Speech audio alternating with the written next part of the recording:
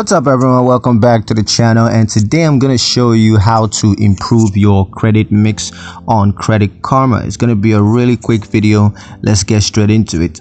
So to improve your credit mix on Credit Karma, all you got to do is follow these simple steps. And the first step is to log into your Credit Karma account. Now you can log into your Credit Karma account on the official website, or you could do that on the mobile app.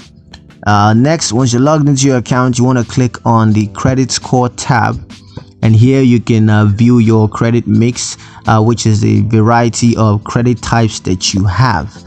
You can consider applying for different types of credit, such as a credit card or personal loans, because that's going to help with your credit score. And you can use Credit Karma's credit mix calculator to see how your credit mix affects your overall credit score. So yeah, that's pretty much it on how to improve credit mix on Credit Karma. Hope you guys liked the video. Hope you found the information useful enough. If you did, like the video, comment down below, let me know what you thought, share the video with your friends, and subscribe to the channel if you haven't done so already. And I'll see you guys in the next one. Peace.